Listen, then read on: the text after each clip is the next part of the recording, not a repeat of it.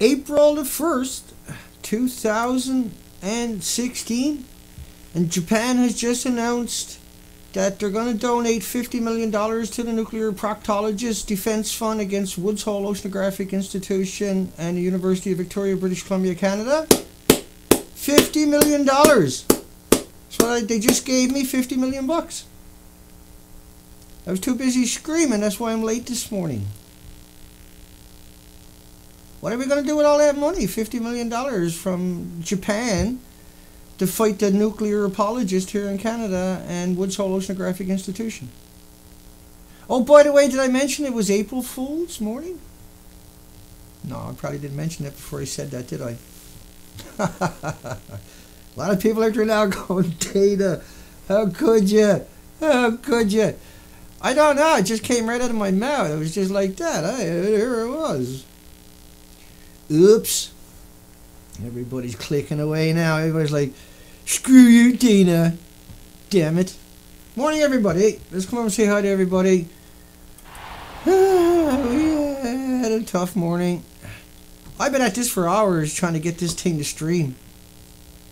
And I was making a simple mistake when I deleted the other one because of the problems. This morning I was trying to import cancer, and one of the headlines, a screen capture of a headline I got, has a virus in it. That's from a couple of years ago. Brutal. I don't know if I got it, but anyway, I screwed my computer.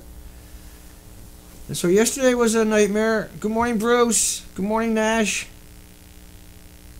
Hi, Kay. I see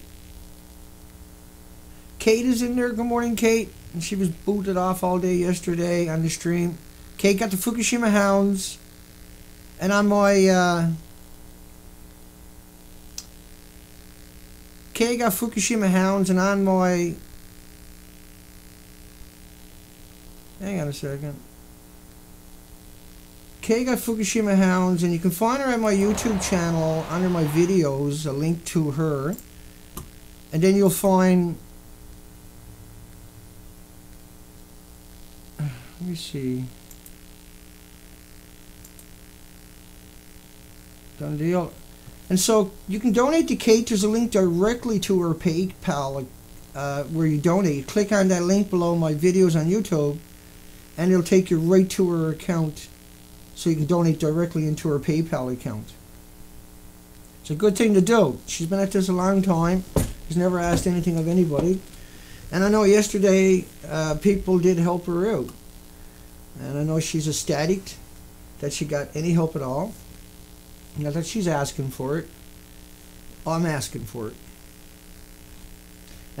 And that was well received yesterday, and I can't thank people enough. I really can't for what they've done, for just starting that motion and making it real. And I know there's so many people out there working hard, and I don't mention them, and I don't try to help them because I'm not able to keep up with it myself. I'm just not able to do the things I want to do on top of that. But I got to learn to help people out. Morning, Chris. Good morning, everybody. Nash just got himself banned. If he was joking, well, that was a big mistake. Don't joke on my site. Get your ass banned. Let's get on with the show. Maybe we got a show today. Who knows?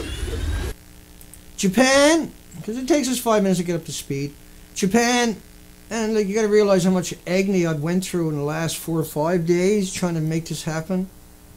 We had all kinds of issues. I finally got them just solved a few minutes ago, I'm pretty sure. We're streaming, so. The tsunami came through the country. Well, first off, the Japanese earthquake, that traveled at 9,000 miles per hour. 9,000 miles per hour.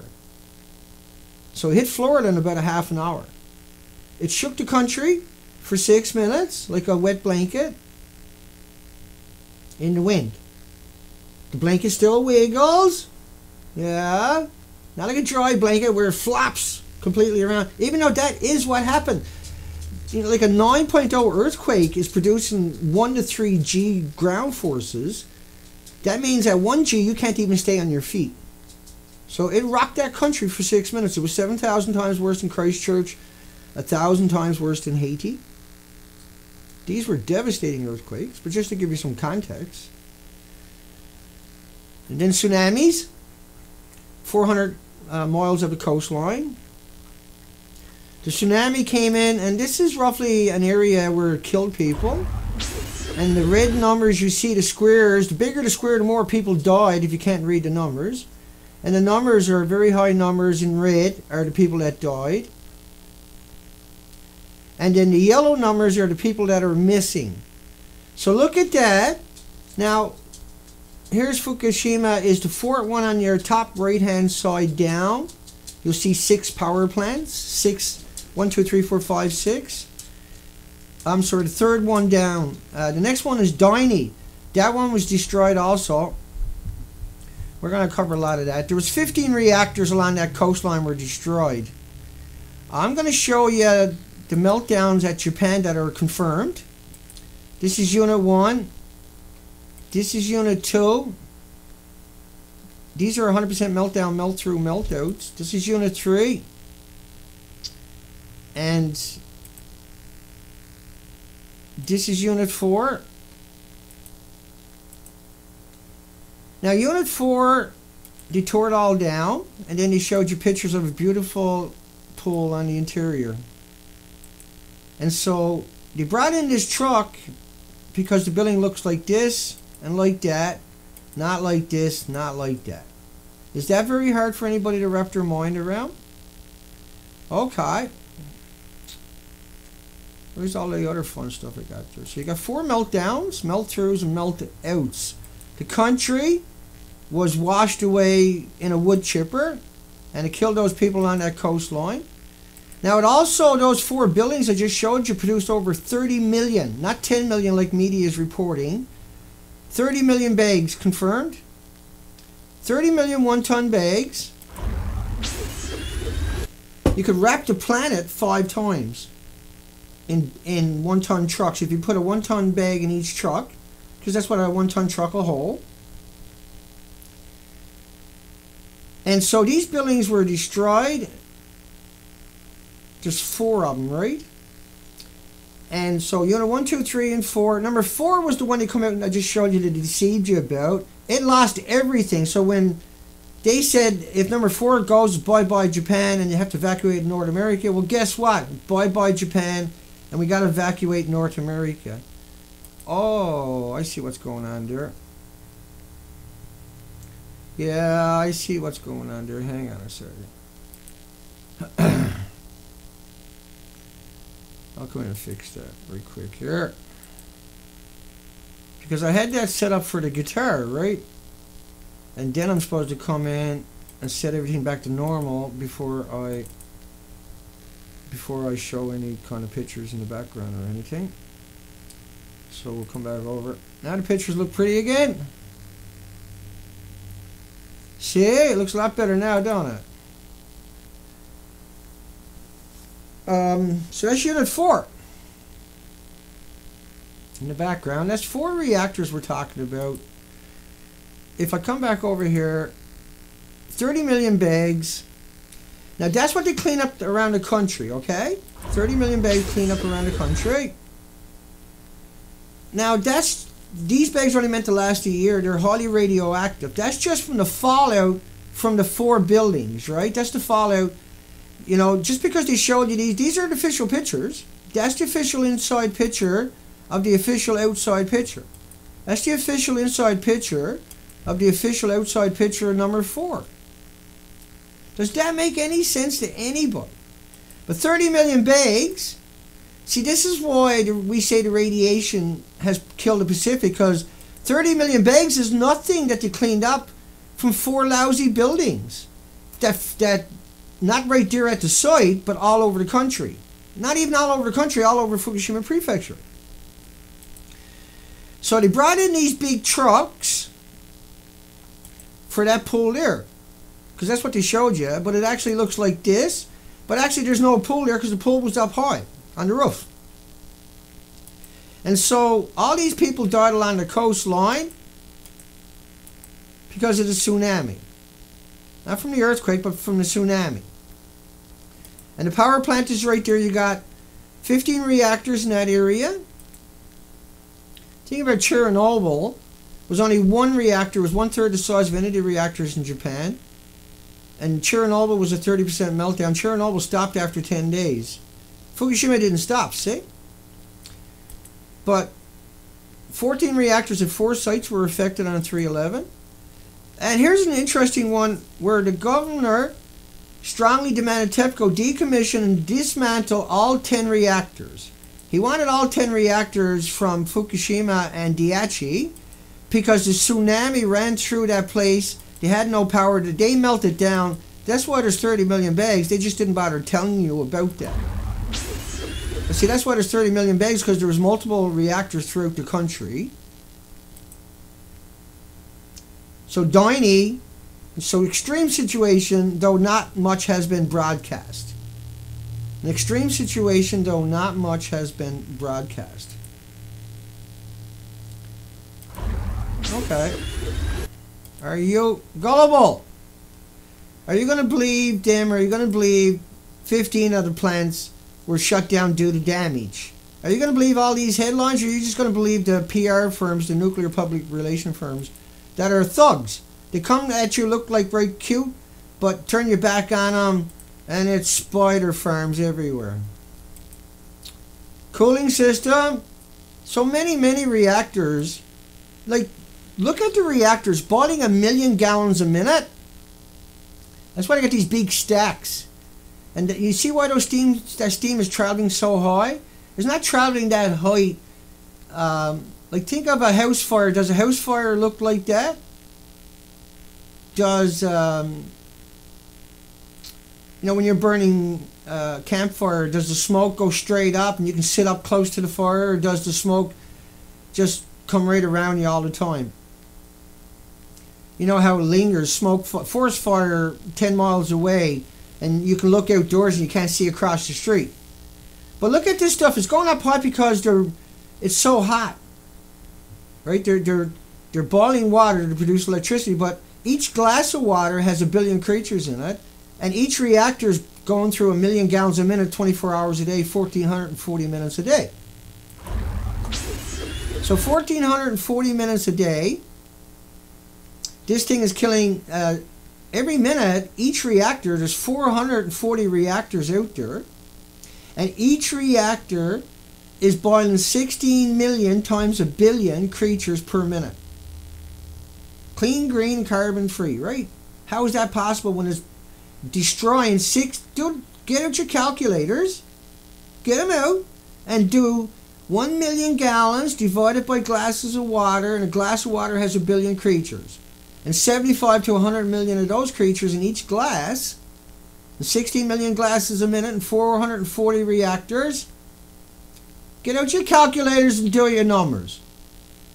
I'm not talking to the people that understand what I'm talking about. I'm talking to the pro-nuclear crowd that won't listen to another narrative and come here to mock me and ridicule me and attack me and demonize me and vilify me and marginalize like they've been doing since I started. None of them will get a marine biologist and go look at the pictures I got up at the nuclear proctologist. How interesting is that?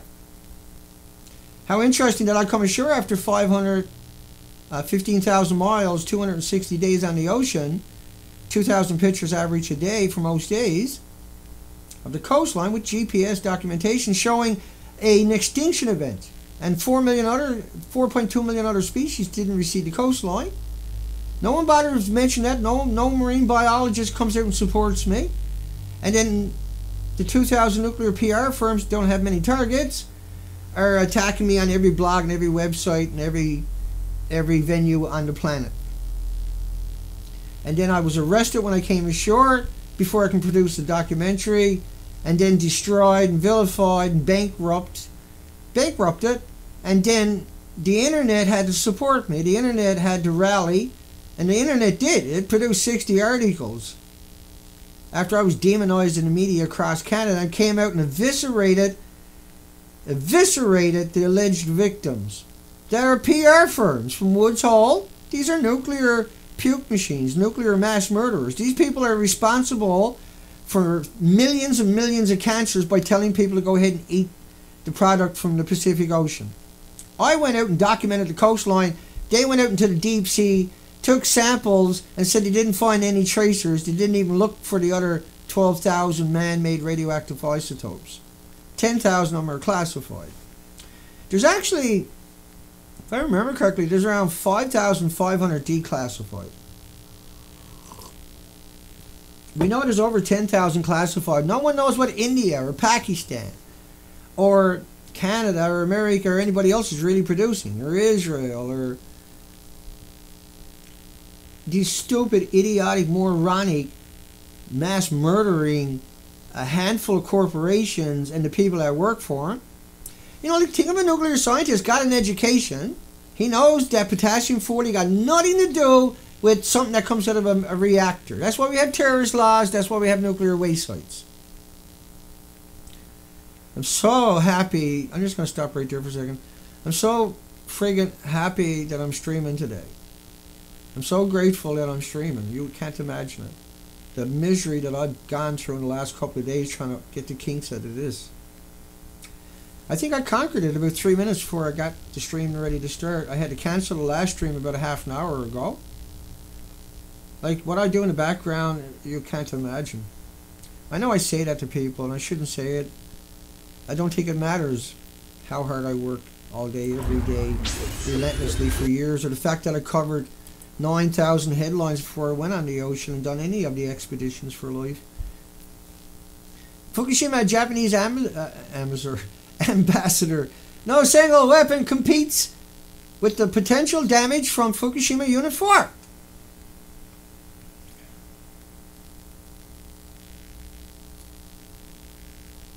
No? Okay, hang on. So what he's talking about, I don't want to lose my spot here, that's all. Okay, I'll find that again. So he's saying, no single weapon competes with the potential damage if Unit 4 it blows up. This is the official picture they showed you when he was talking about it. But here's what it actually looked like. See? This is what it looked like. This is what they come out and showed you. Do you friggin' get it yet? Do you understand what they done to you? Hang on. Like, I want you to think about this tsunami, the detonation. This is what we focus on, but think about the tsunami. Think about the tsunami. Look at the carnage that it wrecks upon the country. It went up to 10 kilometers inshore, and like the charts I showed you before, around 400 kilometers of the coastline. Some of these pictures are not the best pictures, but that's what we got. We're lucky to have them. So here it comes. This took out 400 kilometers of the coastline. You know, I can't even imagine what goes through that person's mind as he stood there looking at his former world, at his former universe, at his former paradigm that he grew up and he was compartmentalized, say. I'm not saying he is, I'm just saying if he was one of those people that grew up and had a very comfortable life and lived there all their life. So you got all that, you know, your whole life of really good time, and then you just have one bad day. And that bad day never goes away. And it carries away your families and your friends and your loved ones and everybody around you, but you have to carry on. Look at these containers. These are transport truck containers. But look at the debris. This is out in the ocean. There's a debris field in the ocean 2,000 miles long.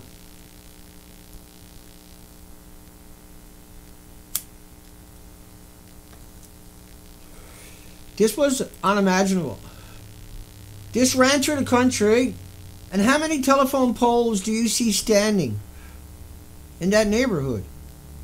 How many power pole lines do you see there? How many telephone poles with power sources you can reconnect power do you see here? Of 400 kilometers of the coastline where you swept away the entire villages and the communities and everything else. Where do you see the infrastructure? Here. Do you got any idea how long it took to put that road there? Through that carnage, through that incredible, unbelievable, unimaginable, nightmarish, catastrophic. There's nothing to compare it to. I have nothing in my life I can compare to that moment, to that day, to that week, to that future. I have nothing I can compare that to. I have nothing I can draw up on in real life to say that I suffered like them people suffer. That I understand what they're going through. That I can't envision. I can in some ways that particular picture a little ways because I spent all my life on the ocean. And I understand the sheer terror that they could possibly be. I can't understand their exact emotions, but I can imagine the absolute unimaginable, surrounded by this raging storm and carnage all around you.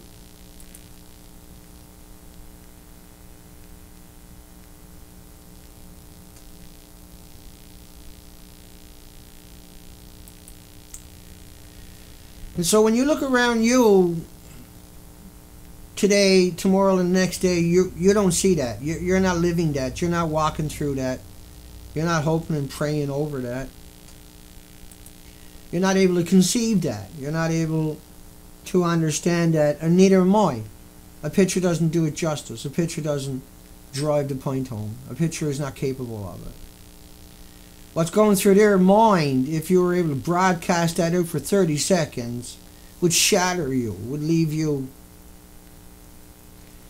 with, it would make you humble that you have running water and that you have electricity and that you are able to smile or that you are able to feel joy. They can't. When something like that comes to your country, it is worse than anything imaginable. But then to have nuclear on top of that is too much to bear. And the country has snapped under such enormous misery and agony and heartbreak. And that's why they're hiding it, because they can't carry on with just what they got to deal with every day, let alone carry on with the radiation on top of that. And so they blocked that out. And a lot of people done it for money in Japan, in the government. But a lot of them were so... I don't know if post-traumatic stress describes it in any kind of shape or form, but that's one of the few things I can withdraw upon to try to give you some context without conjectures. But it's just a conjecture because we're not there. And so where's the telephone poles? There's one right there on the ground, I think. So 300,000 plus becquerels a square meter. A square meter is where your child stands up with an umbrella over their head.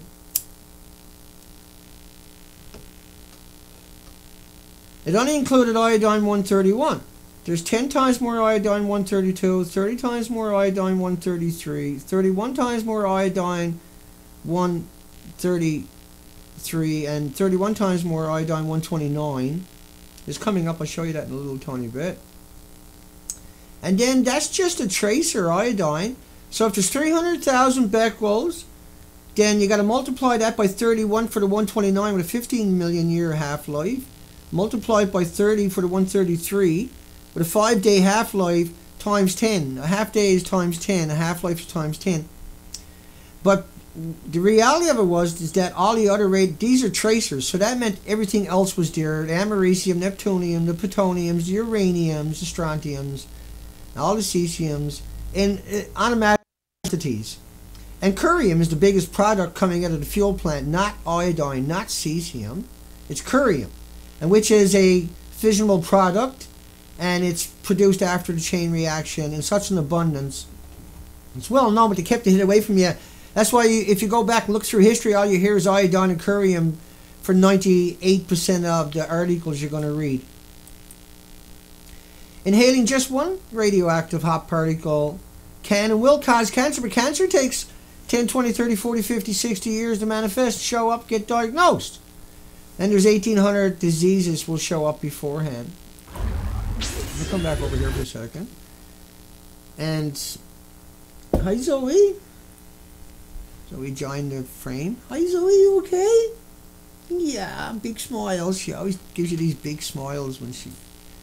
I'm having a cigarette. Anybody's offended? Please feel free to jump out a window. Put it on YouTube so I can enjoy it. Okay, I made that part up. My cigarettes do not have 7,000 chemicals. But your friends and loved ones and families and anybody else that you know that smoke most likely do. And so it's not nicotine that gives you cancer. It's the 7,000 chemicals. And because I've been under so much stress the last couple of days, I've smoked a couple of cigarettes without the chemicals. I'm not a bad person for smoking a cigarette without a chemical. And just, I want to put that out there so people know there's cigarettes out there without chemicals. This is all. It's a little rough putting it out there that way, Dana, but a single hot particle. And everything from the reactors are hot particles. Everything. Particularly from Japan. Particularly from a meltdown. Particularly from detonations. Former Department of Energy official criticized this, a Berkeley professor, for comparing ingestion of radioactive iodine to air travel. Yeah, and he's criticized them because a banana, got nothing to do. The potassium 40 is homeostasis. Your body regulates it. You can't get any more in your body than you have naturally. And everything has potassium 40 in it, and everything treats it as homeostasis. If you try to add potassium 40 to anything, there's only so much you can put it there that's already there. It won't accept it. Off-gases it, for lack of better explanation. But it can't hold anymore. But man-made, you can keep piling it on. It'll keep accumulating it. It'll keep sequestering. I'll kill that just because the smoke is in the screen. I got 2 doors open and the window open. And I don't got 7,000 chemicals. Don't have a seizure. Don't go in the corner and defecate on yourself. Because you're seeing Dana with a cigarette. People inhale up to 85,000 becquerels of radioactivity in just 4 hours. Once again, for a Berkeley professor comparing it, this is what all professors at every university is going to do. If asked to speak publicly. If asked to be on the record. If asked to be candid. That's why they got the job, is because they're puke machines. That's a puke machine. Anybody says like it's on an airplane is the same thing as smacking you in the mouth and telling you to shut your mouth. That's exactly what they done to you. That's exactly what they're doing to you. That's exactly why they done it to you. They smacked you in the mouth as hard as they could, told you to get lost. Told you to shut your pie hole. It's like a banana. Get lost. Like getting on an airplane. Shut up! You're too stupid to know. That's what they're saying to you. That's what a nuclear scientist is saying to you. That's what a nuclear probe blog is saying to you. All nuclear probe blogs do it. Every one of them out there. Atomic Insight, Nuclear Notes, James Conqueror from Forbes. Every one of them out there. Every one of them out there does it to you. And that's what they're doing to you. They're calling you an idiot. They're making fun of you. They're ridiculing you. They're calling you a moron. They're calling you a useless piece of shit. They're telling you to shut your fucking mouth. Shut your pie hole. That's what they're saying to you when they say it to you. When they say it's like a banana, say it's like a potato chip, you're at a lecture, they just told you to shut your fucking mouth. They just call you an idiot. Yeah, that's a fact. That's what they done to you. They call you an idiot. They call you a moron, call you an asshole. That's what they're doing. It's no different. You don't understand it. Now you do. When someone tells you that, you should tell them to fuck off. When someone tells you like a banana, your instant reply should be, go fuck yourself. Go fuck off, you moron. Don't say it low, say it nice and loud so everybody can hear it. Say, banana got nothing to do with a chain reaction. I'm not listening to another word from you. Get up, walk out. You should go to their lectures just so you can do that. Say, hey, banana got nothing to do with a chain reaction. I'm leaving. That's all you got to do. That's not illegal. That's not an act of defiance. That's just saying, hey, I came here to hear the story. If you're going to lie, I'm not sitting here. I want my money back. I want my money back, and I want it right now. You go to their lectures, you say, I want my money back. The minute they say it's like a banana, potato chip, getting on an airplane, sleeping next to somebody, or anything like that, anything to do with natural, stupid, and start yelling, everyday, normal, indigenous radiation. There's only 160 of them. We got thousands of man-made ones. They're ionizing, they're radiated. There's 6 times more breast cancer if you live around a nuclear power plant. 20 times more leukemia for children if you live around a nuclear power plant. 20% more, rather, that we know about. A lot of kids move away. Every 3 or 4 years their families are moving. Who knows what the real numbers are? They build them in big cities because there's so many transient people. Why not build them 50 miles away? Oh, you can pump the power 1,000 miles down the coast, but you can't build a nuclear power plant away from the city for some reason. You got to take up all that real estate right there.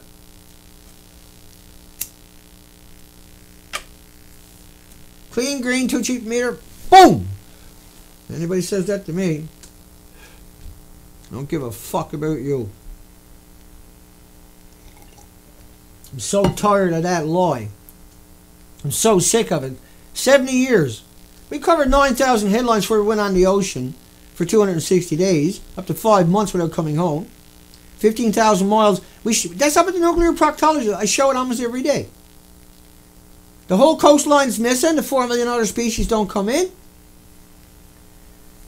I'm demonized and vilified and attacked constantly, relentlessly, endlessly, ridiculed, mocked, humiliated, because I say the things I say. I back it up with the documentation. There's nobody else on the planet does it. I'm it. Everybody else coward, too afraid to go out, too afraid to tell the truth. You know, how hard would it be to deal with an issue if we didn't have everyone lying to us? If we didn't have all the media and all the institutions saying it's like a banana, unless the terrorists get it, then it's a dirty bomb. 85,000 becquerels, and that's on the iodine. Once again, they're punching you in the mouth, they're kicking you in the face, they're stepping on your life, they're destroying your friends and your families and your loved ones, because they only talk about iodine. They only talk about, you know what I'm saying? Like the people who done the study, they talk about iodine. Because the academics know that when you see iodine, everything else is there because that's a tracer. 40% of the Fukushima visitors show an internal exposure to radiation. The walls are 40%. June the 2nd, 2011. June the 2nd, 2011. March, April, May, June. 40%. Internal.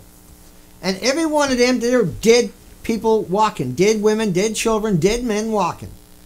It takes 5, 10, 15, 20, 25, 30 years for the cancer to manifest. They get diagnosed. But diabetes is rampant down there because that's one of the manifestations of radiation illnesses. And besides Alzheimer's and dementia and heart, liver, lung, respiratory, breast cancers will show up fairly quick. Leukemia will show up right away because it's sequestered into your bones. You're producing mutated stem cells. Japan Times, the walls are cracked below the ground of Fukushima reactor building as if the damage above ground isn't enough to worry about. And it was. It was completely Richter. Military unit was severely contaminated when number 3 exploded. Exploded! Well, finally somebody admitted it. Media will show you building 1 and 2, but won't show you 3 and 4. And if you do show you 4, they'll show you a beautiful interior. You live in, you got to hold the people accountable or they won't stop lying. 2 of the guys were so radioactive they couldn't stand next to each other. No one got hurt, Dana. It's like bananas, Dana. Boom! Hey, what are you doing on your back? Mystery black substance has 1 million plus becquerels a kilogram of cesium. Cesium's just a tracer. It's just a tracer. A tracer. Cesium, iodine, cesium, iodine, cesium, iodine, cesium, iodine, cesium, iodine, cesium, iodine, iodine, cesium, cesium, iodine, iodine, iodine, cesium, cesium, cesium. What about the thousands of other radioactive isotopes? Why not tell everybody it's just a tracer? Why not do at least that much? Go look at all the studies on radiation and they'll call it a tracer. But you go into the media and they'll say, oh, there's iodine there. The scientists are worried. What? What's his name? What's his name? Stop fucking doing that. Scientists are worried. What's his name? What's her name? We don't care. I don't care what institution it is. What is the name of the scientist, or your article is garbage, or your media broadcast is garbage? What is their name when you do that? Scientists say it's like eating a banana. Sometimes you'll roll them out. Like John Neal from Oklahoma University. Oklahoma, they make dirty bombs at McAllister with an A, bomb manufacturer in McAllister, Oklahoma. All they make is dirty bombs. The A-10 Warthog, all it shoots is dirty bombs. Everything on it is a dirty bomb. And it shoots 1.5 tons a minute. That's the animosity equivalent of 44,000 Nagasaki bombs worth of radiation be released into the environment. That depleted uranium, DOLRAM, it used to be called DOLRAM. No one knows how they got rid of the acronym on it, but they call it DU now. But DOLRAM, depleted uranium, low-level radioactive material, that's a dirty bomb. Terrorists get it, dirty bomb. You take it, explode it in someone's community, dirty bomb, you go to jail for life, vilified forever, documentaries, movies, all kinds of books. He was a terrorist. He took the depleted uranium, blew it up in our fuel pool, put it in our swimming pool, put it in our drinking water. But we fired 5.5 million rounds a month of munitions, and the majority of that was dirty bombs from McAllister's bomb manufacturer in McAllister, Oklahoma. Dirty bombs is all they're making. That's all the A-10 Warthog shoots is dirty bombs. That's why they fly low. Only takes one bullet to kill a tank. What? You can't kill a tank with the other bombs you got? Like you haven't got enough bombs? They were using, they make bullets for rifles that are uranium. 5.5 million rounds a month to get 10,000 bad guys. Don't bother calling them Taliban or Mujahideen. Shut up, morons. They're just people. They bleed. If they shoot them, they fall down just the same as you shot me. No different. They're not Superman. They're illiterates, for Christ's sakes. They're not even educated. You know, they got rifles. And you come after them with tanks and satellites and drones and jets and helicopters. There's just incredible amounts of munition on it. And you shoot up the entire country because there's 3 of them in there somewhere. In Syria, you wrecked the entire country, 7 million refugees, and you wrecked every building in the country. Every building in the country. And you started the Syria war a couple of days after Fukushima. Soon as the Syria war ended, boom! You had detonations in Belgium. Right? In Brussels. Now the war on terror is in second gear again. You got to go to war against somebody else because you destroyed. There's nothing to bomb left in Syria. And then you imported them all over the world. Something you've never done before. Ever. Israel got 5 million Palestinian refugees, for Christ's sakes. They control non-stop, but they can't control the 1.7 million they just can't control the 10,000 Hamas. I mean, 10,000 Taliban. You wrecked 28 million in Afghanistan, left 6 million orphans. Millions dead, millions missing, millions refugee camps. Millions unaccounted for. All of them without homes. All of them starving to death. All of them without IDs. All of them without patents. All of them without pensions. You've done the same thing in Iraq. You've done the same thing in Libya. Same thing in Syria to get 10,000 bad guys. You're fucking morons. You're morons. You're idiots. You bought into that because the media sold it to you, but you're idiots for not asking questions, for not looking yourself, for sitting there, we gotta get them. They bombed us, we gotta go wreck that entire country. Yeah, 5 million orphans is a pretty fair price to pay to get 10,000 guys. So by proxy, if we had 10,000 Taliban showed up in Canada, then we could wreck every building, every street, every telephone pole, every infrastructure in Canada to get those 10,000 bad guys. Because they might kill a few people, chop a few heads off. And they were created and funded by the CIA and the FBI and the rogue elements in our government that are out of control. They're out of control. Let's keep going on the headlines. But they're out of control. You people are out of control. No, I support the war on terror. They don't. Millions dead, millions missing to get 10,000 bad guys. They're morons. I'm not saying to the people who's watching the video. I'm just talking to the puke machines out there. Nearly 5,000 nuclear plant workers suffering. Suffering. Look at the word suffering. Suffering. Internal radiation exposure after visiting Fukushima. Internal radiation exposure after eating Fukushima.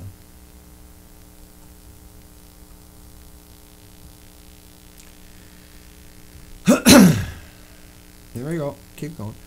Over 1,000 nuclear workers have internal radiation counts of 10,000 counts per minute. That's not potassium 40, okay? You remember the headline earlier? One atom, they got 10,000. One atom will cause cancers, they got 10,000.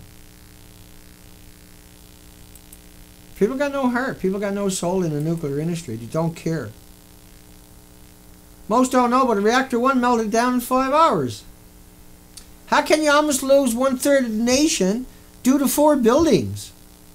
How do you lose 1/3 of the nation due to 4 buildings? How do you get 30 million one-ton bags from 4 buildings? Same way you kill the Pacific Ocean with 4 buildings. It's the same way you almost lost. You did lose 1/3 of the nation. Everything north of Tokyo is highly contaminated. Everything. Everything north of Tokyo is blocked in most countries for food imports. Average person in Seattle breathed in 10 radioactive hot particles a day. I'm gonna play a clip for you coming up from Japan. Just gonna go and set the video at the same time. I'll get the volume up in 1 second. Computer simulation shows how radioactivity is spread around the world from the disabled Fukushima Daiichi plant. The simulation was created by a group of researchers at the University of Tokyo and Kyushu University and released on Wednesday.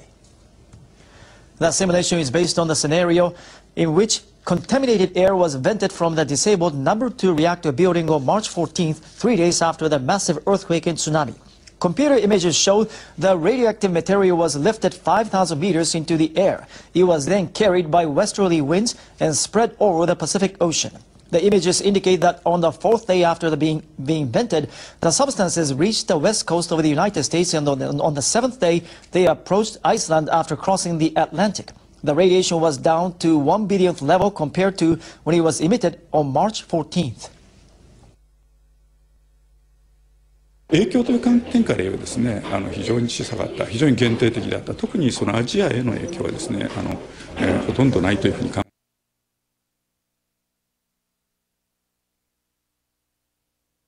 So, 1 billionth level it was originally. And so you only need 1 plume coming out of there. But that model is only based upon releases from a single reactor, right? Australian forecast map shows possible radioactivity east of Los Angeles by March the 18th. This was 4 days after Australia had put out a forecast of the releases that were announced, that they vented, not the detonated buildings like I showed you earlier, not the meltdowns, not the spent fuel pools, not the 15 reactors that were in distress and destroyed and damaged, and 10 of them should be torn down by the governor like I've shown you earlier. Latest forecast is all California. That's the Norwegian Institute for Air Research. Once again, here's another one, right? 137 is just a tracer, but it was high altitude radiation cloud concentrating.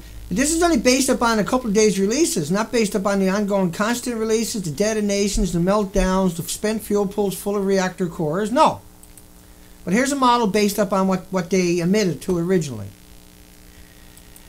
This was the IRSN, France's Institute, and this was National Norwegian Institute for Air Research, saying they're going to end public forecasts and they're just going to give it to the big corporations only, because they look like that. Here's Canada, went out and flew along the coastline.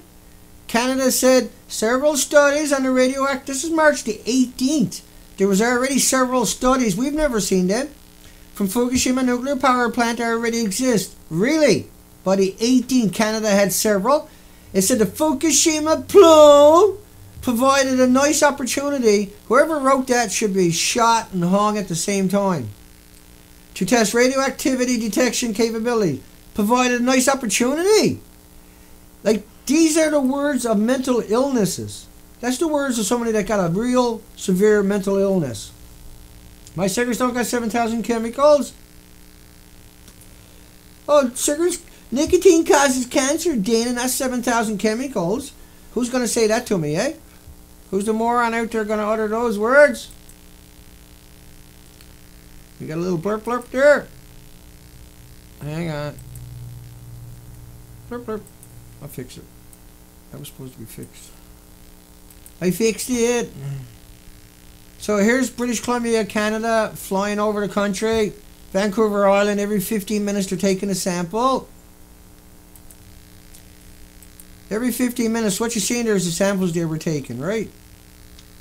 Every 15 minutes, they took a sample, and then they produced a model. They hid that away for a couple of years. We never seen that for a couple of years, right?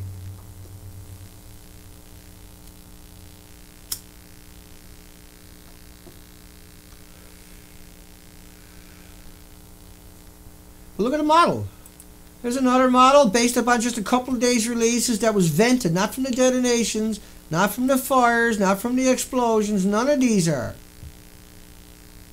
It's because a gram can produce 88 times 37 billion of man-made stuff, whereas natural is 0.0005071, 10 millionths of 37 billion. I know that's confusing. Should be anyway. It's not supposed to be, but they make it confusing, see? And this stuff has half-lives of billions of years. Well, I'm sorry, hundreds of thousands of years. As if that mattered. Look at the models. All kinds of models. These are all based up on the first week or 2 weeks showed up. Based up on 2 days of venting. Not based up on the detonations. Not based up on the massive fires. Not based up on the carnage along the coastline, all the other reactors. Not based up on the spent fuel pools that were on the roof of each of the buildings that are missing on a couple of buildings and are known to be missing in the other two.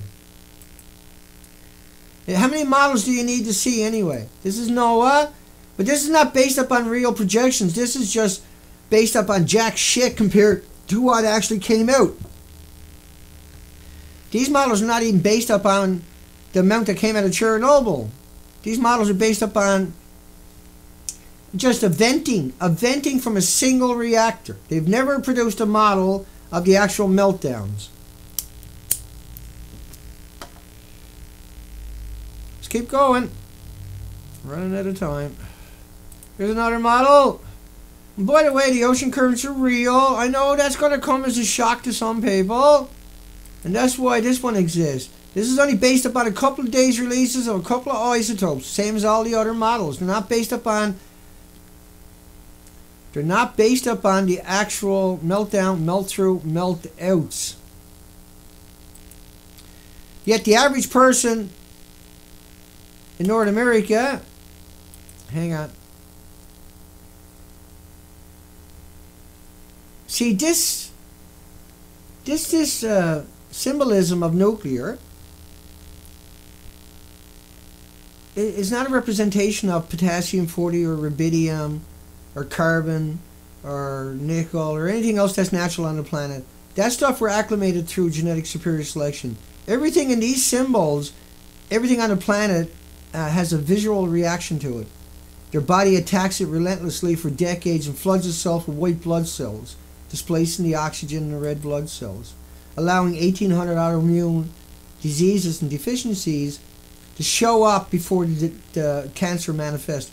Australian forecast. I mean, this is a typical nuclear or university professor or media pundit when it comes to nuclear. This is what they really look like when they go home at night. What you got to do is you got to say no, no, no, no, no. You got to get in their faces. When they say bananas, you got to say no and leave. You got to say, I want my money back. You're here lying. They're burning it in the incinerators. In Japan, they're burning it. This is the dust coming over. I think this one in particular. No, this is Fukushima, right? I got one coming up on dust.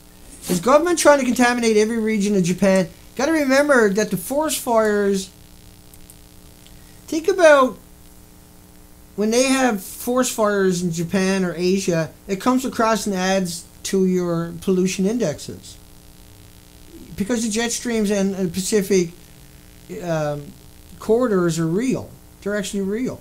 They studied it through pollution. They studied it through industrial pollution from automobiles and factories come to North America and add to your pollution indexes for months at a time. It lingers all over your country. And deposits pollution all over your country. And it does that with dust. They've done big studies on dust coming over from Asia. These particles, like forest fires, like pollution from automobiles from Asia, like dust coming over from Asia, these are thousands of times bigger than the man-made stuff. And we produce, in those reactors, each of those reactors was 5 million pounds every 18 months to 20 months. And they take it out and put it on the roof, 5 million pounds at a time. The official story, like the official pictures, was full of lies. The official story now is they got around 1,100 rods there. Each reactor has 2,800 rods. Each rod is 18 pounds each and 12 feet long. There's 4,340 assemblies in each of those plants. Each assembly got 80 rods. And so a pound of this rod, if you put it in a building with 1,500 people, you kill everybody in the building in 20 minutes. Everybody in the front row in 1 minute, everybody in the back row by then and in between is dead in 20 minutes. Drag all the bodies out and do that perpetually till the end of time, get rid of everybody and then all the animals on the planet. And that rod will still be vicious, still be deadly. That's why we want you to come out. That's why we want some kind of solution. Because that's why we have terrorist laws. That's why we spend billions of dollars at each plant on security. Meanwhile, Japan is allowed to burn it in the incinerators and send it over here, like the forest fires, like the automobile pollution that comes over, like the sandstorms that come over. Fukushima will start burning radioactive waste, 100,000 becquerels a kilogram, to be incinerated. 1 billion pounds of debris. That's not counting the 30 million one-ton bags. And a lot of that stuff, they're storing it at the incinerator sites. Japan is burning stuff at their site. Full time, 24 hours a day. They'll take nuclear fuel rods and everything and put it in there. The material from the detonations. And they'll burn that too. All the highly contaminated stuff, they'll bring it over on a remote control forklift and they'll drop it in the incinerator and burn it. As long as the winds are blowing in North America, right? That's the time to do it. That's what they've done. That's what's happening. But according to the ocean, the wind can change and blow it right back in again. Blow it all over China to the right of it. And blow it all over Vietnam to the left of it, and the Philippines and everywhere else. Well, the Philippines are first and Vietnam is behind that. The typhoons is picking it up and liberating it throughout the entire country. The storms are washing it out of the trees and the mountains and the streams. But like, if I take a section of land and I sprinkle radiation over that land, what happens? It irradiates the trees, irradiates them. So you know how you take a screwdriver and you put it on a battery, hook up a few wires to it, now you can have a magnetized screwdriver. It's really simple. Radiation does the same thing when it falls on stuff. That's why we have transgenic waste, right? By the way, WIP is planning on putting plutonium-238 down the WIP. But WIP was licensed for what? Transgenic waste, like clothing and contaminated hammers and contaminated equipment from nuclear power plants. Not for nuclear waste, see? But here they are claiming they're going to put that down there now. They claim there was no releases and they're still wearing suits to go down there because there's releases. They're claiming there's no releases and they can't change the filter because it's too radioactive. They're claiming no releases, but 90 people had internal radiation doses. They're claiming no radiation releases, only a little tiny bit, like no damage outside of the plant itself. But yet, the accident happened on a week before they announced it. A week before there was a truck fire, everybody left the WIP, the waste repository in New Mexico, right? Because they had a truck fire where there's 55 football fields. You had a football field, just a single one. There was a truck fall on the other end, truck fire. And all you got to do is move 20 feet and you're out of the direction of the wind. You're fine. They abandoned the mine for a whole week.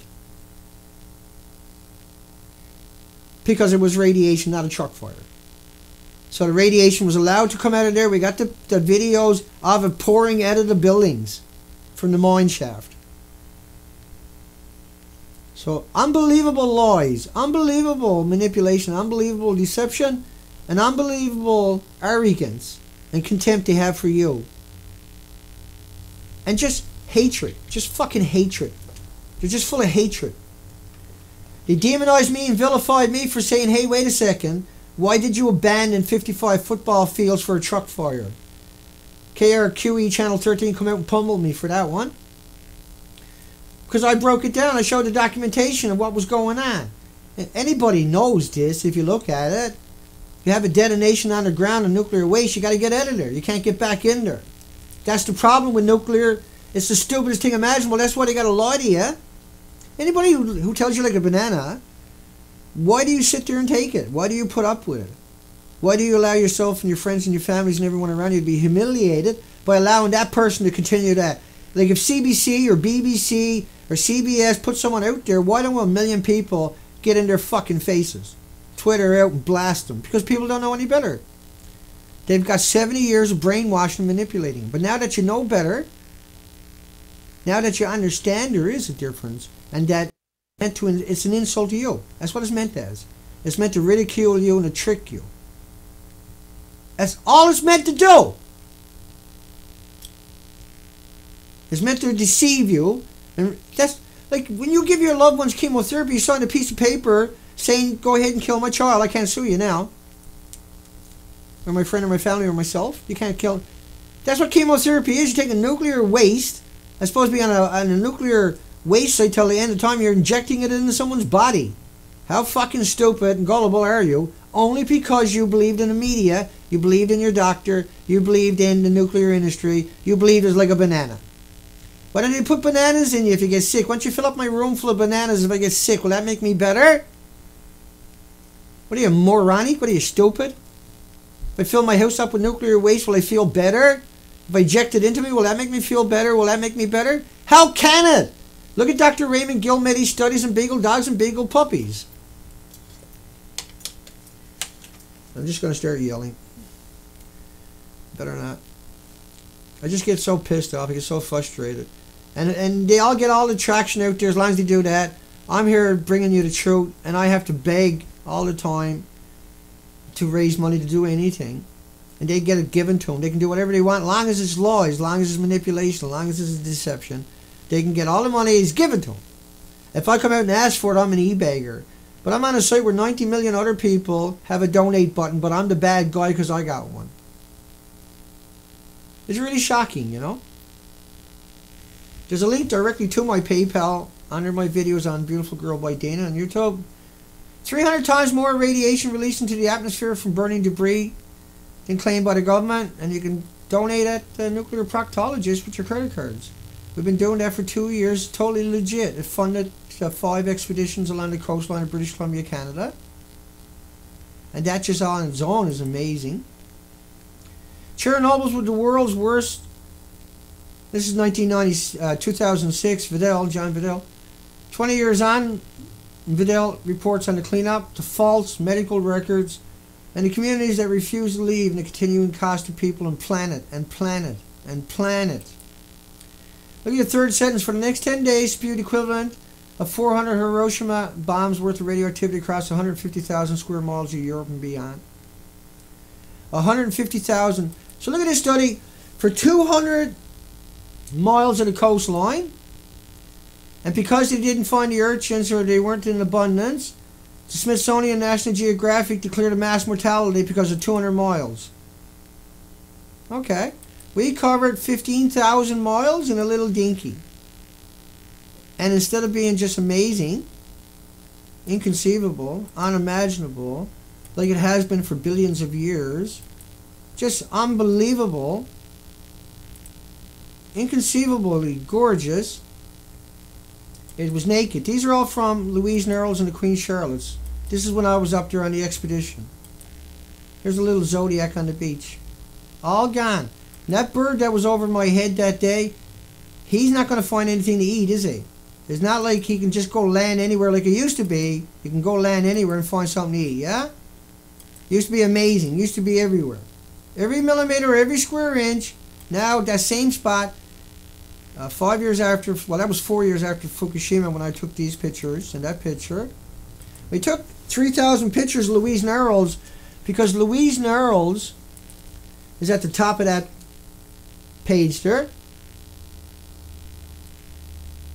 On your left-hand side of the arrows, pointing out towards the ocean, in red. There's a bunch. There's 1, 2, 3, 4, 5, 6, 7 little arrows there at the bottom of that archipelago of islands. At the top right-hand side of. Now, I created that chart as just a representation. We spent 2 months in that group of islands, in this boat. Not we, me, by myself, and the hounds of Fukushima and people all over the world supporting us. And we done that whole coastline. And instead of looking like that, it was all gone, every bit of it. Gone permanently, too. And they're still burning it in the incinerators. There's no one to hold them accountable. Only us. That's it. We're the blowback. Fukushima plant will burn radioactive waste right around the clock. Okay, stream's over, I guess. Japan's secret promise with the U.S. to burn plutonium. Don't matter. They're burning it at all over the place anyway. Includes, this is at the incinerator to run around the clock, right? Now at the same time, think about this headline. Japan's secret promise with the U.S. to burn plutonium, but they're also burning all the radioactive waste right at the Fukushima plant. So they're going to be burning that plutonium right there. That's what they're up to. And where does that go? That comes right across the ocean to North America, yeah? You better believe it. If the information and documentation I showed you doesn't make you understand that this is not like a banana, not like a radio banana, it's because you've been coerced and tricked and deceived by the thugs that come across as little angels that are there to harm you, like those baby ducks, chicklets. Well, let's come over and say good day to everybody. We're at the weekend. I'm probably too tired to go out and about this weekend. I'm just burnt out from trying to get this stream the last 2 days. I'm literally worn out.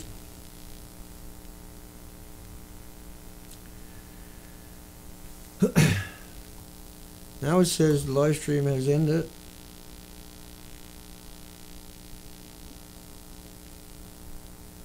But we're not ended, so I'll just move that over. We'll say hi to everybody. We'll call it a day. It was a good stream. Like you say, right up to the very last second. It took me right to the very last second before I got the stream to work. Yesterday was a nightmare, 25 minutes. I think I got that solved. I'm pretty sure though. But like I said, it was such a big struggle. It just took so much out of me. And at the same time, I was finishing up the boat. I wanted to go out this weekend and do a bird count, a bird species count for 2 days. It's probably done a good weather. We're going to receive like that for a long time. Who knows? Could be all good weather for another couple of months because of summer coming. Hello to everybody. Thank you, Pam. White Sparrow. Bruce. Zipfree. Terry Ann. Nova. Hi, Terry. Nova. Nolan. Shaniken. Hugs for Elaine.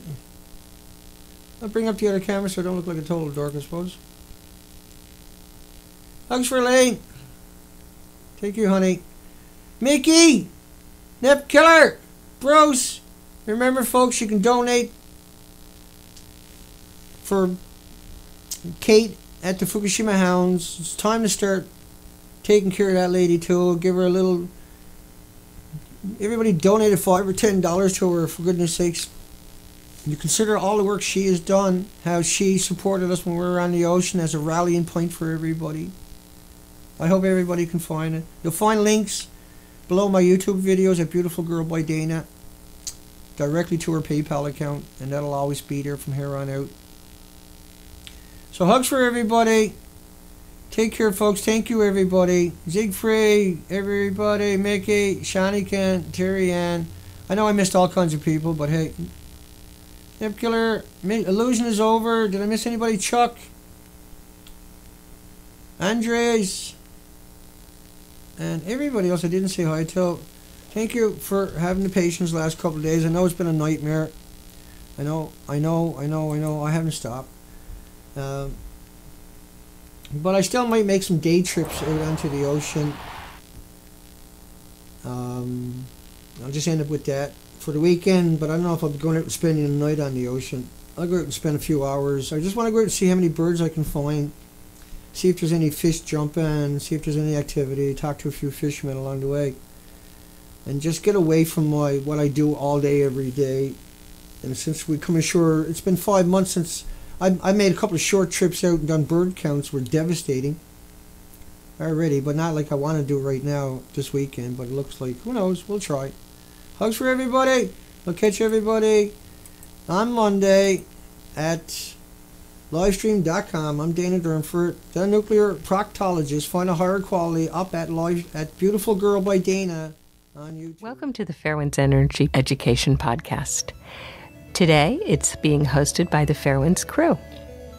I am Maggie Gunderson, and I'd like to welcome you to the show, along with Caroline Phillips, Program Administrator for Fairwinds, Toby Aronson, our media producer, and Arnie Gunderson, Chief Engineer.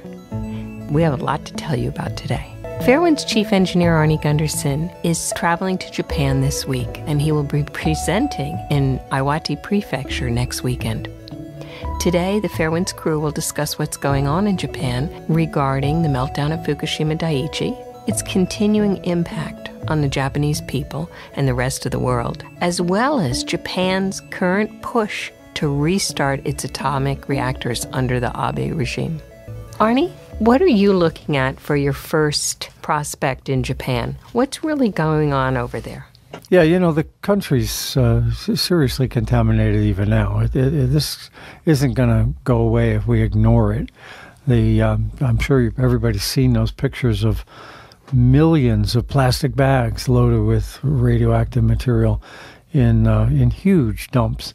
And you got to remember, the only thing the Japanese are cleaning is within about 50 feet of the side of the roads.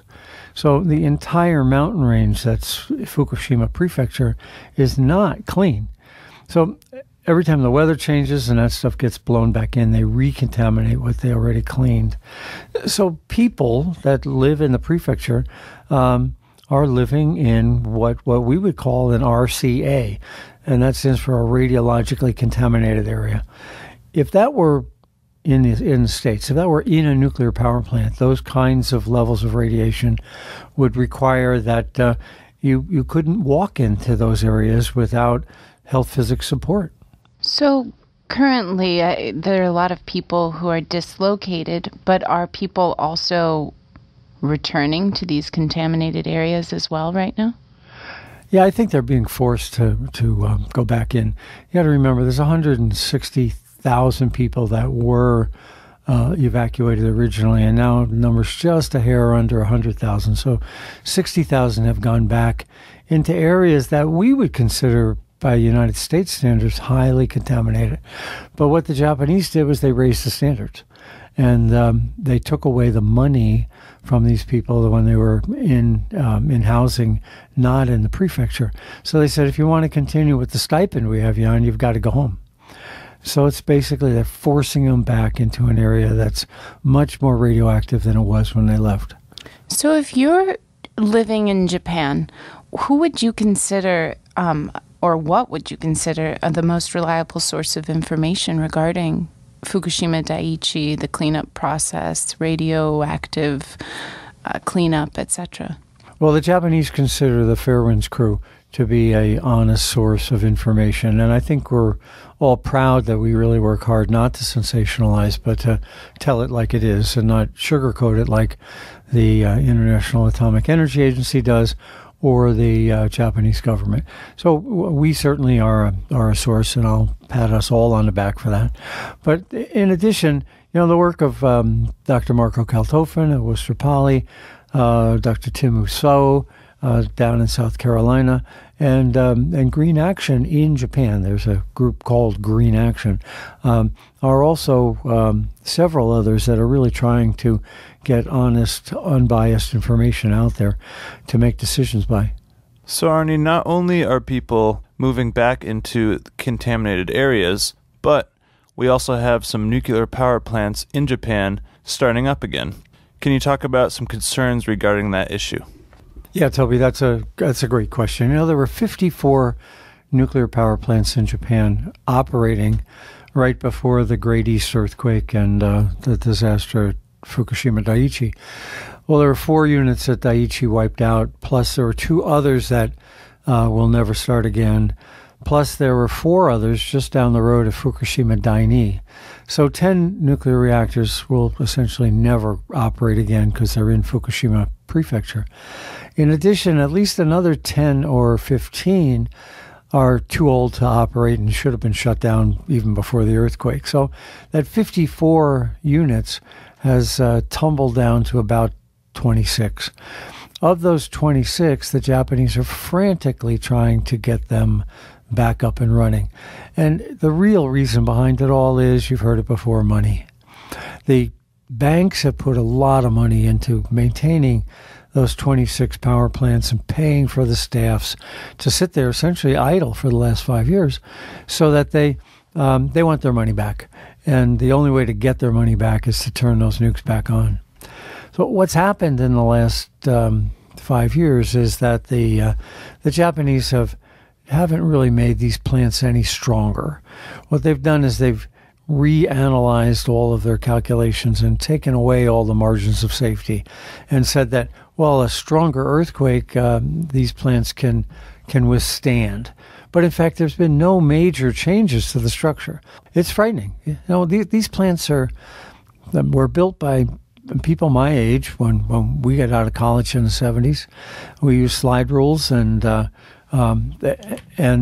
old. And the Japanese refuse to acknowledge that it was a bad bet then, and they're going to double down on a bad bet now. Arnie, just to follow up on that for a minute, isn't it more about the Japanese banks and government putting pressure on there? You said the Japanese are doing this, and I think there's figures that between 70 and 80% of the people are against these restarts. There have been all these demonstrations there that mainstream media hasn't covered. So really, I mean, isn't this more about the banks wanting their investment back and the government wanting to control still nuclear materials? Yeah, it absolutely is. The Abe regime is very pro-business, and the banks have deep inroads into the Abe regime. And on top of that, the 10 utilities that run all of the power grid in Japan are little fiefdoms that have incredible pressure in their parliament diet.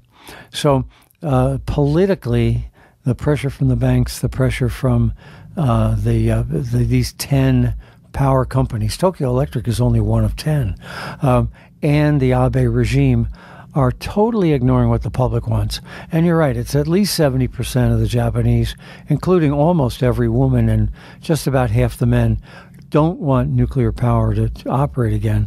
But it's being ramrodded through by financial interests that just don't care about public health and safety anywhere near as much as they do about their own bottom line. Well, I think right now, correct me if I'm wrong, there may be like 3 reactors that have maybe restarted since the Fukushima meltdown began, and they shut down all reactors. And when there were no nuclear reactors in Japan going, I never read about any blackouts or power outages. And my question is, how is Japan meeting its energy needs without all of the nuclear reactors that haven't been restarted or will not be restarted? And, and in regards to the restart of, there was one at Sendai and there have been a couple others, are they necessary for Japan's energy power needs? Yeah, there's a couple answers to that, Caroline. It's a great question. The first is that the Japanese power grid is really nowhere near a world power grid. They have 10 little fiefdoms, and they don't share power across the grid. So you've got TEPCO to the north and Chubu to the south of Tokyo, and each has an enormous overcapacity in case one unit goes down. In the United States, we have a shared grid. We pool our power. In Japan, they don't. Matter of fact, in Western Japan, they're at 50 cycles per second, and in Eastern Japan, they're at 60 cycles per second. So they can't even agree on how many cycles per second the electricity should flow at. So when all these units shut down, there's a lot of excess capacity sitting around anyway. And it was largely gas and largely coal. So what happened is two things. First, and the Japanese really deserve an enormous amount of credit, they conserved like crazy. They really went on an efficiency kick. I was in office buildings where the temperature inside was 78 in the summer. And it wasn't bad. They realized that they were overcooling in the summer and overheating in the winter. So the Japanese really went into an energy efficiency and a conservation mode. They did import more coal and gas, and then they also brought in the equivalent of about 6 nuclear power plants worth of solar power. So they're beginning already to displace the solar power with solar power, these old nukes. That whole combination, they got through. And you're right, there were no blackouts. Tokyo remained well over-illuminated, trust me, and life went on. Arnie, I have a follow-up question to that. You touched on solar. What is the actual progress with renewables? What are they doing? We had originally talked about and done a video on the tipping point. So they were at a tipping point after all the nukes were closed where they could clearly just move ahead with solar, wind, wave action. They have right out in the ocean, so much going on, and there's so many new technologies. Are they doing this? What progress are they making? Well, there's enormous pressure by these 10 utilities that we talked about. The 10 governing electric boards essentially are putting enormous pressure on the diet so that renewables are being stifled. But even despite that, people are doing it, and corporations are doing it. The interesting thing is that even before the disaster at Fukushima Daiichi, Japan had the highest electrical rates in the industrial world. And that's an incredible burden.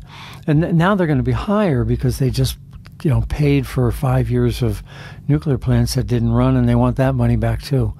So electric costs in Japan are arbitrarily high because these 10 powerhouse utilities control the diet, control the parliament, and the people are getting stuck with high rates. So now we've got high rates that they pay for out of their wall socket, and they're realizing, heck, I can go off the grid and put a solar collector on and get it cheaper. So they've priced themselves to a point where new solar is much, much cheaper than what they can get from the grid. And the big industries are realizing it too. The big industries are building their own power plants or building their own solar collectors so that they don't have to pay these exorbitant rates that the Japanese are being charged. Arnie, moving on to issues regarding the outpour of radiation into the Pacific Ocean, there's been a lot of debate on exactly how contaminated is the Pacific Ocean. Is it affecting our food? Is it affecting our water quality? Can you, in a nutshell, describe to us your thoughts about how contaminated the Pacific Ocean is because of Fukushima? Yeah, Toby. The Japanese are focusing on leaks from the Fukushima power plants. And, that's probably a mile of coastline, and it is severely contaminated, and it continues to bleed into the Pacific every day. But what no one is paying any attention to is that the entire mountain range that runs 100 miles up and down this coast is also contaminated. And as much radiation is pouring out into the rivers and streams, into the Pacific from the mountain range because it's so contaminated as from the Fukushima site. So, Tokyo Electric would have you just look at the site and say, well, we're doing things to collect the radiation. But in fact, they've got an entire state pouring radiation into the Pacific. So what's in the Pacific? They off of California, they're finding radiation at what I would consider significant levels. A cubic meter is about 3 feet by 3 feet by 3 feet, and in a cubic meter of ocean water, they're finding 10 radioactive decays every second. That's called the disintegration. So that's called 10 becquerels per cubic meter. So a cubic meter of water, if you were in a dark room, would have 10 flashes of light every second, and that's going to go on for 300 years. So we have contaminated the biggest source of water on the planet, and there's no way to stop it. So are you saying that the contaminated water problem is hopeless? Is there nothing we can do to slow it down? It used to be that scientists believed dilution is the solution to pollution, but I think we're finding with the biggest body of water on the planet that you can't dilute this stuff.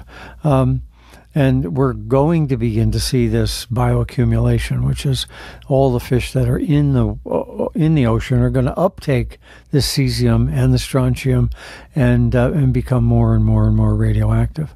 So you said, Arnie, you used the term bioaccumulation.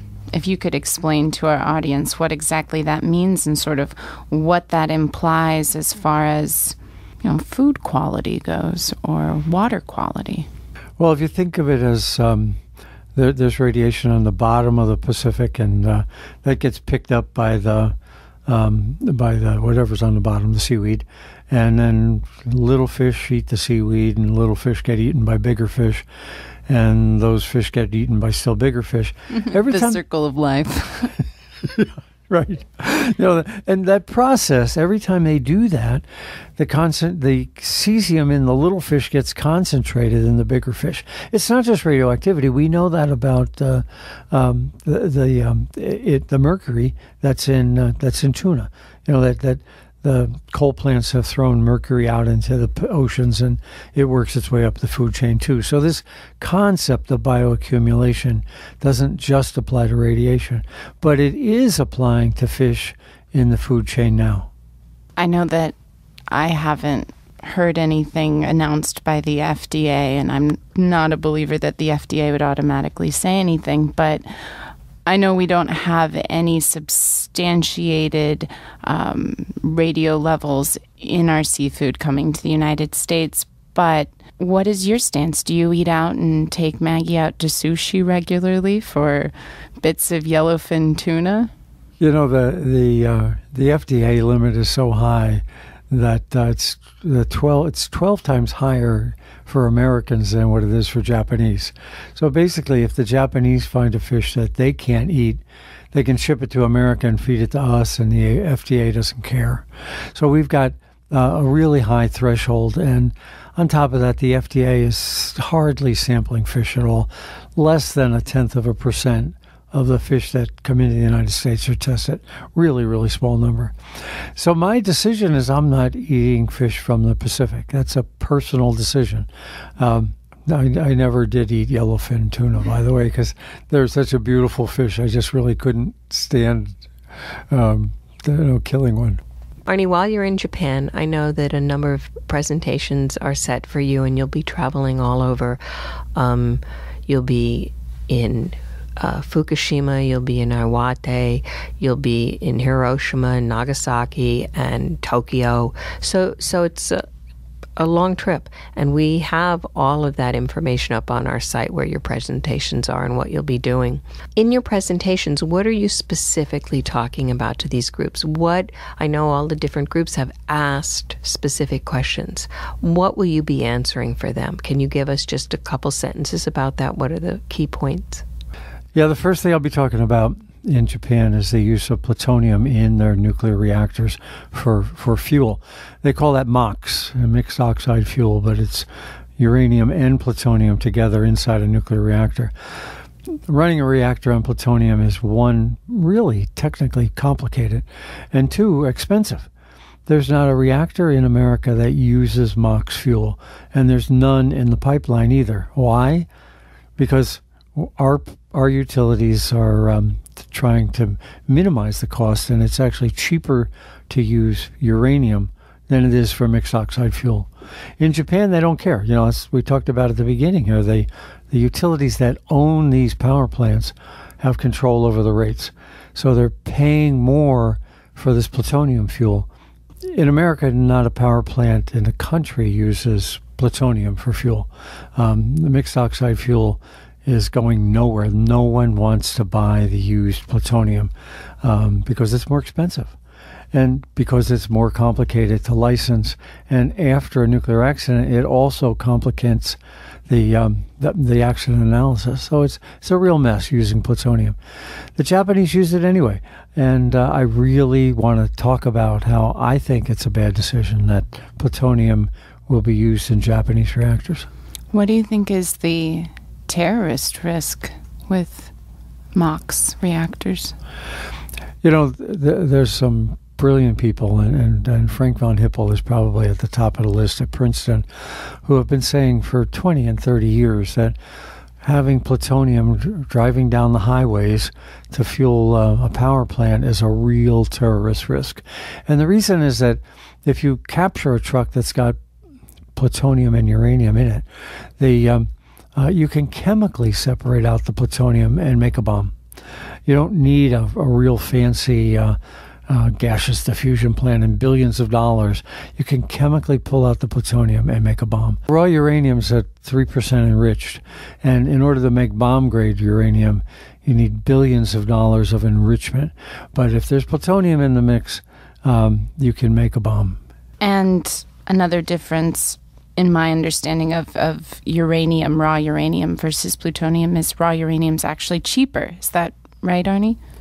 Yeah, it's cheaper to mine uranium out of the ground than it is to reprocess the old, what the industry calls spent fuel, the highly radioactive spent fuel, to pull out the plutonium to reuse. It's on the order of millions of dollars more expensive to extract the plutonium than it is to just dispose of the plutonium. This is one of these unintended consequences of nuclear power that dates back 70 years. We've got the plutonium now, and rather than put it in a hole and walk away for 250,000 years, the nuclear industry comes up with yet another scheme to get rid of it, and by, quote, reusing it. But at the end of the day, it's even more expensive than the first scheme, which was just uranium. Arnie, one of the things that people have asked me again and again is, what about France's reprocessing system? And it's supposed to be so amazing and working so well. Is it?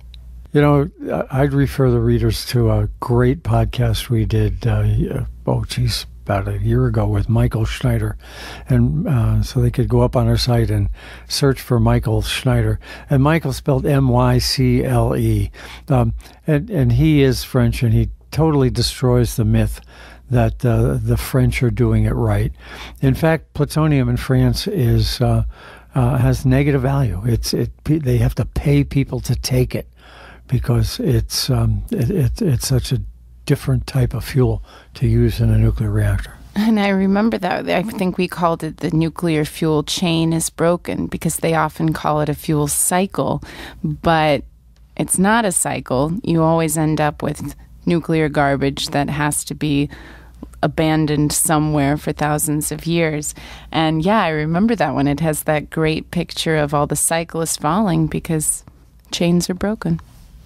So along with these MOX plants that you'll also be discussing in Japan, are you going to touch on the restart of other reactors and issues that come up with those, and sort of aging reactors and design issues that kind of have been left unregulated as far as I know in Japan? Japan's got 3 operating nuclear reactors now, with another perhaps 5 more scheduled to start up this year. And again, the only reason is because the banks want their money back.